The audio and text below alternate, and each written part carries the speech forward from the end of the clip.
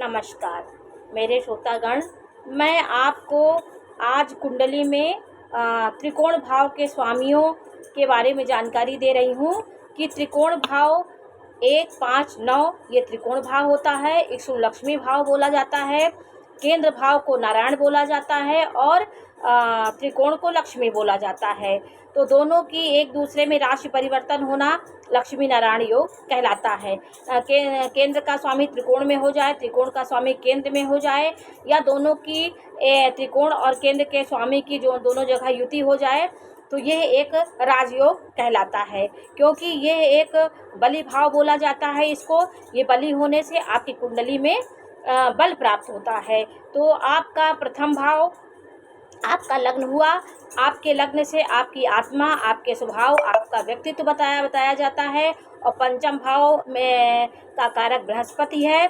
यहाँ पे बृहस्पति कारक है। ये विद्या, बुद्धि, संतान और आपके विशेष प्रकार के धन की चर्चा पंचम भाव से की जाती है।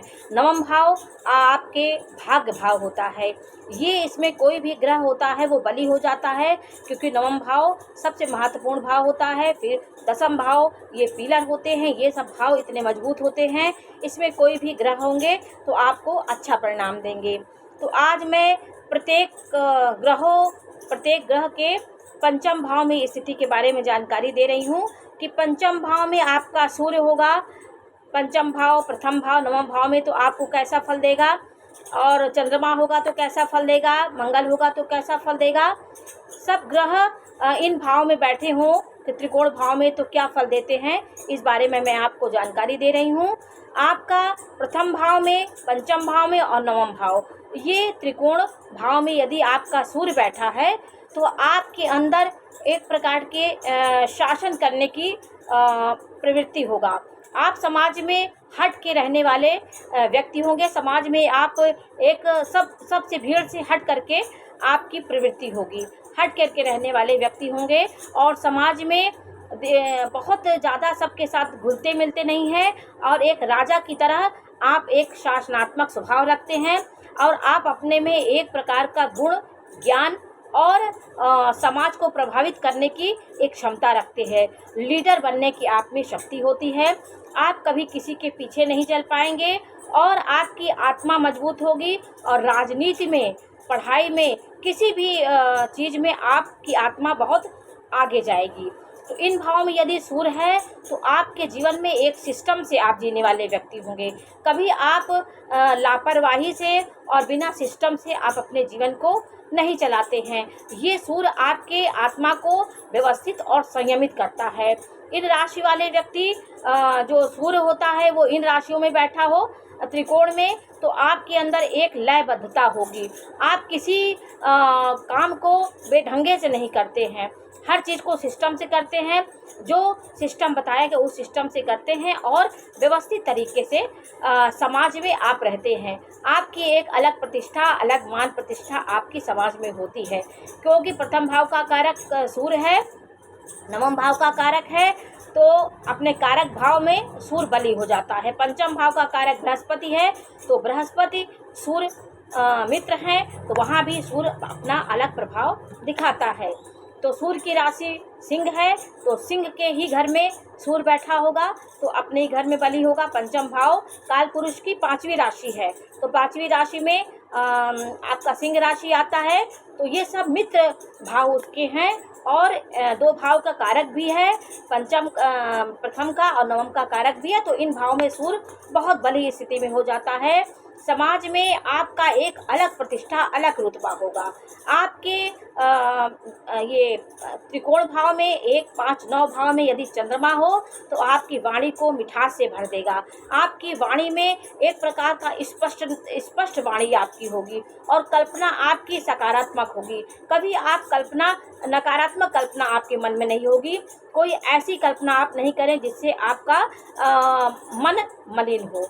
आप मोटिवेशन के रूप में समाज में जाने जाएंगे। अपने दिमाग से, अपनी प्रतिभा से समाज को नेतृत्व देने वाले होंगे, और कोई ना कोई आपके अंदर एक प्रकार की कला आपके अंदर होगी। गायन कला हो सकती है, नृत्य कला, तो कला में आप माहिर होंगे। चंद्रमा आपके पंचम भाव में आपके पढ़ाई लिखाई में परिवर्तन लाता है। आप एक जगह लगातार नहीं पढ़ पाएंगे। यदि पंचम भाव में आपका चंद्रमा होगा तो परिवर्तनशील ग्रह है। आपके विद्या अध्ययन के लिए आपको नाना प्रकार का स्थान परिवर्तन कराता है ये आपको।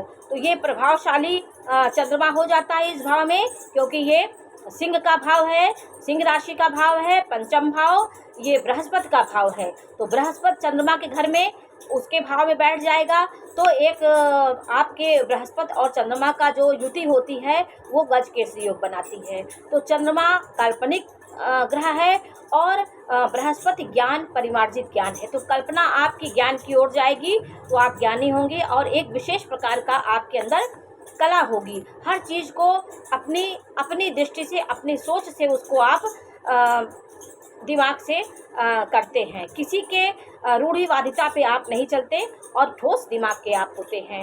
मंगल यदि 1, 5, 9 भाव में होगा तो आपको योद्धा बना देगा, पराक्रमी बना देगा। आप हर समय पराक्रम करने वाले व्यक्ति होंगे। सकारात्मक आपकी ऊर्जा होगी और आपकी दिमाग में जो भी काम होगा वो एक अच्छी सोच और खिलाड़ी होंगे। हर समय आप खेल खिलाड़ी मार्शल आर्ट करने में, रक्षा विभाग में बहुत आगे जाएंगे। फाइट करने में आप तेज होंगे और ऊर्जा से भरे व्यक्ति होंगे। इन भाव में बलि हो जाता है क्योंकि नवम भाव सूर्य का घर है। सूर्य इस भाव का कारक होता है। ये बृहस्पति का घर है तो मंगल स्वामी है और मंगल वहाँ का मित्र हो जाता है। और प्रथम भाव तो मेष का घर ही है क्योंकि मेष राशि का घर है। यहाँ पे मंगल उच्च का स्वराशि का हो जाता है तो मंगल यहाँ पे बहुत प्रफुल्लित हो जाता है। इन 3 भाव में मंगल अपने ऊर्जा साहस हर भाव को ऊर्जा से भर देगा। पंचम भाव में आपके ज्ञान बुद्धि में ऊर्जा लाएगा। आप हर समय एक विशेष प्रकार की सोच और अपने दिमाग को हर समय ऊर्जावान आप अपने को रहेंगे, अपने दिमाग को हर समय ऊर्जावान बनाए रहेंगे। यदि बुध इस घर में हो गया तो बौद्धिक क्षमता आप में बढ़ा देगा। आप बहुत अच्छे वक्ता होंगे, बोलने में आप तेज होंगे, आपकी बोली में स्पष्टता होगी और किसी समाज को डील करने में, भाषण देने में और समाज में वाद विवाद प्रतियोगिता में सबसे आगे रहेंगे।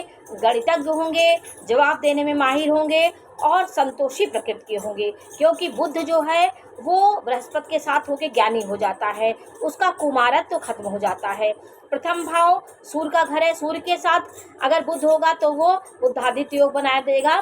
तो प्रथम भाव सूर्य का कारक है, उसमें प्रफुल्लित होता है क्योंकि सूर्य बुध कहीं भी होते हैं तो बुद्धादित्य योग बनाते हैं, वहाँ पे ये बुध प्रफुल्लित होता है। नवम भाव तो सभी ग्रह वहाँ पे बलि हो जाते हैं।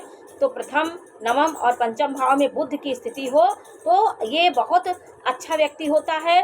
झगड़ा, लड़ाई झगड़ा, झंझट जो भी आपके होते हैं उससे ये दूर रहता है और लड़ाई झगड़े में भी एक सामंजस्य करके अपने रास्ते को निकालता है। और सामंजस्यपूर्ण जीवन जीने में बुध बहुत इस भाव में बुध है तो सामंजस्यपूर्ण जीवन आप देने वाले होते हैं।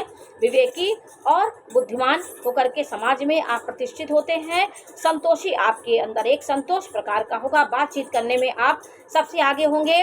आपके जो गणित के कार्य होंगे, आपका टेक्निकल का जो कार्य होगा, आपके जो भी इंजीनियरिंग के कार्य होते हैं सब बुध से प्रभावित होती। बैंकिंग लाइन, आपका लेखा जोखा, जो भी आपका दिमागी कार्य होता है वो सब बुध के अंडर में होता है। उसको बुध सही दिशा देता है। तो बुध सही भाव में है तो बुध बहुत अच्छा काम करता है क्योंकि सही जगह पे जो इंसान पहुंच जाता है वो अच्छा बन के लौटता है। उसी प्रकार ग्रह भी होते हैं, सही भाव में यदि वो बैठे हों तो अपना फल वो बहुत अच्छा देते हैं। आपको उसका फल आपको बहुत जल्दी मिलने लगता है क्योंकि ग्रह जब प्रफुल्लित होंगे तो आपके जीवन में अच्छा कार्य करेंगे। इसी प्रकार यदि आपका बुध और इसी भाव में यदि प्रथम भाव में, पंचम भाव में, नवम भाव में बुध मंगल की स्थिति दोनों की हो गई, तभी आप देखिए दोनों की युति हो गई तो मंगल की ऊर्जा आपको देखना होगा कि मंगल कितना ऊर्जावान है। ये सब चीज़ें आपके कुंडली में होती हैं